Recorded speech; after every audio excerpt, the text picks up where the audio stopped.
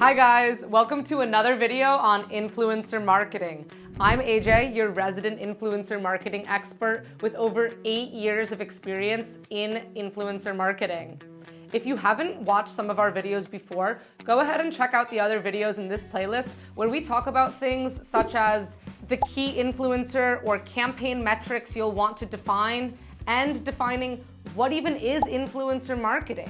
We also have other videos where we break down the top 10 myths of influencer marketing and where we tell you how to write an outreach that actually gets responses. Now, let's pop into today's video. Today, we're gonna be spilling all the tea on what influencers actually want and what they actually think.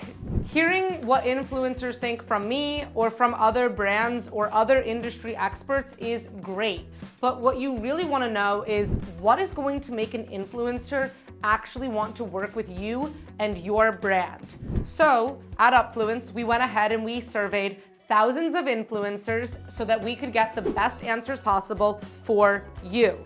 Now, let's break down the results. And trust me, some of them are a little surprising. Let's start with the first question on everyone's mind. What makes an influencer actually say yes to a collaboration? So there are 3 main answers we received in our survey. First would be the brand's reputation and values, then the compensation, and third, creative freedom. Now, let's break down what each of these actually mean. The first thing that influencers look for is brand reputation and brand values.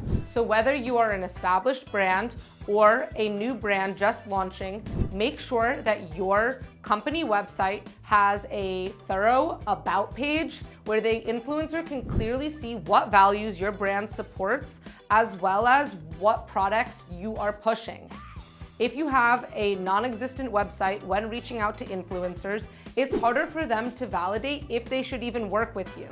Trust goes both ways, so an influencer wants to be able to vet a brand just as much as you as a brand want to be able to vet an influencer. The second reason that influencers say yes to a collaboration is compensation. We've talked about this in other videos, but influencers' preferred method of being paid is a flat payment that fairly compensates them for their time and their expertise. My brands always ask me, well, what happens if we don't have a budget? What can make an influencer flexible about compensation? So we went ahead and asked influencers that question, and here are their results. The first thing that's going to make an influencer flexible about compensation is the opportunity for long-term collaboration. The influencers want to feel like you want to invest in them and build a long relationship. They are willing to accept less upfront budget for one collaboration if they know that there will be other opportunities in the future.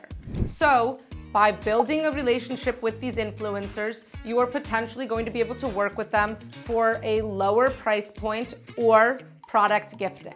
The second factor that makes an influencer budget flexible when it comes to accepting a collaboration is their current workload and the season that you reach out to them. Did you know that there's certain seasons that influencers are more busy than others?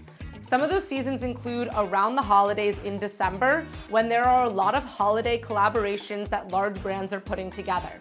An influencer is going to be less likely to take an unpaid collaboration at this time than they would at another time. If you reach out to an influencer in, for example, February, when there's a lot less collaboration opportunity, they may be more likely to work with you for a lower price point because they have less work that they are being booked for. Makes sense, right? Reason number 3 an influencer will be flexible is their affinity with your brand. If an influencer recognizes your brand from their past shopping experience or from working with other influencers, then they are more likely to accept a lower paid collaboration with you. Now, up next, we have reason number 4, which is the product relevance to the influencer's audience. In video number 3 of this series, we talked about making sure that your product aligns with the influencer's audience demographics. Well, it's in the influencer's best interest that your product aligns with their audience as well. Otherwise, they might lose followers for selling a product that their followers just don't care about. That's why before reaching out to an influencer, I always emphasize that you should check their audience demographics to do that work ahead of reaching out to the influencer. And the fifth reason an influencer may be inclined to be budget flexible would be the brand's reputation. So if you're a brand on Amazon, it is important that you have a lot of 4 and 5-star reviews. An influencer will look at those reviews to make sure that they're not accidentally selling a product that isn't that great. And I'm not here to judge if your product is good or bad, but if the reviews are not great, the influencer is going to be less inclined to want to work with you for less budget. So to recap, the 5 reasons an influencer will be budget flexible is first, long-term collaboration opportunity. Second, their current workload or the season you reach out to them in. Third, their affinity with the brand. Fourth, the product relevance to their audience. And fifth, the brand reputation. Reason number 3 an influencer will accept working with you is if you give them creative freedom. You're contracting that influencer because you like what they do. So let them make content that is authentic and engaging with their audience. After all, they built that audience themselves, so they probably know them best. The biggest mistakes I see brands do is giving influencers a word-for-word script or requiring more than 3 rounds of feedback if you are requiring submitted drafted content in a campaign. These are 2 great ways to completely kill the influencer's creativity and authenticity, which will ultimately make your whole campaign a flop. Up next, we're going to talk about what not to do. These are the things that influencers find to be a red flag that would prevent them from answering your brand outreach. Here are the top 3 red flags that influencers told us make them run away from working with a brand.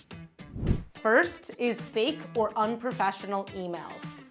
When you reach out to an influencer, you want to make sure that your outreach is personalized, professional, and grammatically correct. This goes a long way with making sure that the influencer feels like they can trust you as a brand. Here are 3 quick tips that can make your emails actually get replies. First, make sure your email's not too generic or fake sounding. Don't use too many salesy words like amazing or endless opportunity. We know you want to sell to the influencer, but let's keep that in check. Second, create some personalization in the email by addressing it directly to the influencer's name or saying something thoughtful about a recent piece of content they published. And third, send your emails from a branded email address, not a generic @gmail.com email.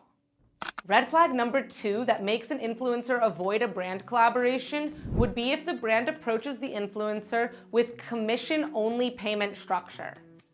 Now, affiliate programs and commission structure campaigns can have a lot of success.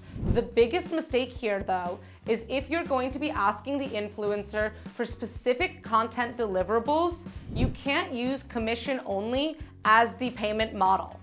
Red flag number 3 is giving the influencer an overly scripted brief. You have to trust that the influencers you're working with know how to sell your product or your brand to their audience. I mean, they built their audience after all, so we need to trust that they know how to sell. If you give them a script that they have to memorize word for word, it will come across as inauthentic and robotic. And nobody is going to buy products from an influencer who's not being themselves.